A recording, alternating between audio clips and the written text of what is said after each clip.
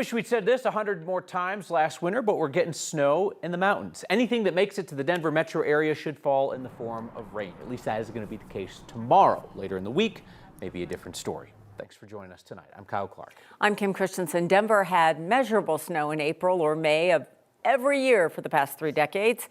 And it's looking like that streak may stay alive in 2026. We want to. 9 News Chief Meteorologist Kathy Sabin is here with that. Kathy, a little? Oh, I love that stat. I love that, yes, April is our second snowiest month on average with 8.8 inches of snow. And we've always had snow in the month of April and sometimes May. And wow, is this a year that we need this stat to be true. And we're tracking 2 storms this week, one for rain on Tuesday and one for possible snow in Denver on Friday. Temperatures very mild out there with abundant cloud cover, but the winds are shifting out of the southwest, already transporting moisture into the mountains and across the western slope. And this will be a trend that will sort of accelerate overnight. The rain and snow picking up steam, and tomorrow some of that moisture is going to move right here into the city after lunchtime, throughout the afternoon and into the evening. We're hoping for some of those brief, heavy downpours on Tuesday night. We will look for the most rain to fall in the foothills and areas west of I-25, but still 1/10 to 2/10 of an inch in Denver would be welcome. Overnight lows tonight in the mid-40s, and coming up your weather headlines, another check of the radar and the timing and impact of not 1 but 2 storms for Colorado this week. A man who spent 34 years in prison for a series of deadly pipe bombings in Grand Junction just had his murder charges dismissed. The science used to convict him has been discredited. 9 News anchor Phil Lipoff is along with why, after all that, Phil, the guy is still locked up. Well, we reported about this new trial he got 3 years ago. Now the dismissal, but it's a good question, Kyle. This is a wild story of new technology, missed deadlines. Today, the 21st Judicial District Attorney's Office dismissed those double murder charges against him. His name is James Genrich, and it's related to those pipe bombings you mentioned in Grand Junction from the late 80s and early 90s that killed a man and a 12-year-old girl. The state's only direct evidence at his 1993 trial was called tool mark matching evidence. It's a forensic method now widely discredited as scientifically unreliable. Prosecutors claim microscopic marks measuring less than 1/4 millimeter on the bomb fragments could be traced to a single tool, excluding all other tools. In 2023, Genrich got that new trial and eventually now the dismissal of those murder charges. So, Kyle's question, why is he still in prison? Because he was convicted of related explosives charges as well. But the same discredited evidence used in the murder conviction was also the only evidence used to convict on the explosive charges. Still, earlier this year, the Mesa County District Court ruled that Genrich could not challenge those convictions because of a filing deadline missed by his former lawyers. His current legal team is obviously challenging that decision. So for now, he continues to serve that 72-year sentence. His family says they will keep fighting until he's free. Kim? Thanks, Phil. A second person has died after a shooting at a park in North Denver. It happened on Easter Sunday. DPD says an 18-year-old died from his injuries yesterday. He passed away a week after a 43-year-old woman was shot at Russell Square Park. Police say the 2 victims were at a family gathering when a shootout broke out between at least one person in a passing car and a 34-year-old man at that gathering. According to DPD, the man at the gathering shot the woman. Police say the DA's office doesn't believe there's strong enough evidence to bring homicide charges against him. They're now looking at the possibility of other charges. Police say they found that car connected to the shooting and learned it was stolen. They're still working to find out who was in the car and shot the 18-year-old and what led up to the violence. So imagine parking in a $3 lot and finding a ticket on your window for $102. Happened to a man in Denver twice in the same week. So they say this woman parked over the lines, but I mean, good luck trying to find him. Here's 9 News consumer investigator Steve Staker. I park in the Sox, it's a cheaper lot. And I was harassed at the lot down the way for a month, so I figured maybe I'd be out of the way a little bit. But when Marjorie Miller learned this lot is monitored by PRRS, it made her think of another 4-letter word.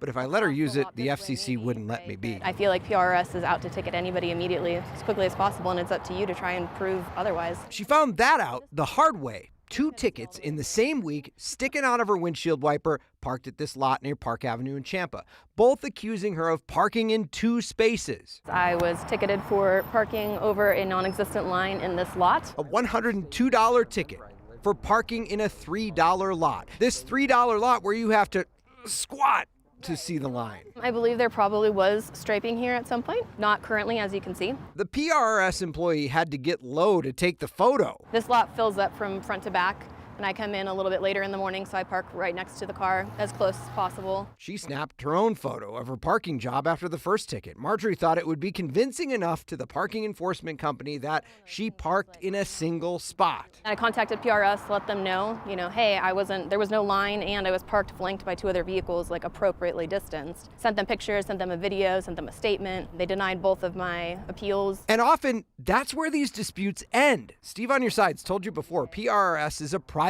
company with no regulations of how disputes are handled. On the big red signs in the parking lots they enforce is an arbitration clause saying you waive your right to a normal court case simply by parking there. The city doesn't enforce any of this, so we're kind of left to our own amends. And then if you have a legal dispute and you dispute it and they tell you no, then you're kind of where I'm at. Steve on Your Side contacted PRS on Marjorie's behalf, and both of her tickets were immediately waived. The company's co-founder telling me she should never have been ticketed and her dispute shouldn't have been denied. He also said the company gets a lot of great feedback too, to which his chief legal officer responded, saying the good comments far outweigh the bad. Quote, "I wish that fact was as interesting to news outlets as the negative fodder." Marjorie tends to disagree. And if they took a quick Google, they would find their name everywhere. Reddit has horror stories from them, people online, Facebook groups. They're not a well-received company. Her complaint about this to the Better Business Bureau, one of 2,500 plus filed against PRS in the last 3 years. They're coming out here ticketing people immediately, and then it's your job to dispute that ticket. That's not how a business should work. PRS tells us they rarely issue any tickets like this, and that any related tickets have been voided, and that they've now suspended writing that type of ticket at any of their locations. The company's co-founder told Steve they have also notified the owner of that lot that it needs a paint job. The city of Denver will take on more responsibility when the top of on the road to the top of Mount Blue Sky reopens in Memorial Day. The City Council approved an agreement today to have the city manage the Welcome Station, Summit area, and Mount Goliath National area on the mountain, previously called Mount Evans. The city has already been managing Echo Lake Park and Summit Lake Park. As part of this agreement, city staff will now work at the Welcome Station and carry out some park maintenance. The U.S. Forest Service will still have staffing there and get a share of the revenue. When we had 2 different agencies trying to manage the same areas, it was very confusing for visitors. The fee structure was not clear, and I think that it didn't always give them a great experience. And this will streamline it and simplify it for visitors. The road to Mount Blue Sky has been closed for repairs for the past 2 years. Denver's another step closer to blocking the construction of new data centers in the city for up to a year. Mayor Mike Johnson proposed the moratorium back in February. He said it would give the city time to review and strengthen regulations around those sites as people worry about water use and electricity use. Today, City Council gave initial approval to that moratorium. There's a public hearing scheduled for next month. With less students in Colorado schools, districts around the state are closing or consolidating school buildings. And tonight, it was the families in the Boulder Valley School District that came together to talk about how to make those choices. 9 News reporter Rachel Krause joins us now after attending a meeting put on by VVSD. And Rachel, this was the first in a series. Yeah, 1 of 6, and people packed inside New Vista High School tonight to hear about the state of Boulder Valley's declining enrollment and what needs to happen soon to tackle this problem. Show of hands if you don't have an idea on what we should do. Boulder Valley schools say they've lost 3,600 students over the past 10 years and are projected to drop another 1,700 in the next 5. They're focusing closure and restructuring plans in Boulder, Louisville Superior, and Broomfield elementary schools because that's where they're seeing the biggest declines. Parents and school leaders came out to hear the district's plans. Some say they know closures are needed, but they hope their child's school won't be cut. Tonight, district officials walked through scenarios of how enrollment is hurting schools and where the district should focus resources like class size, supports, and opportunities for arts and language. Superintendent Rob Anderson says they're bringing parents and community members in early because this problem isn't going away and hard decisions are coming. We know that it's the responsible thing to do to have this conversation now, and regardless how tough the choices are going to have to be, that we need to make those so we can preserve the experiences that we want for our kids. No decisions are being made tonight. It's just feedback, but the district will be acting on this. They'll be taking their plans for closures and consolidations to the board in August with a plan to vote in October. Reporting live in Boulder, Rachel Krause, 9 News.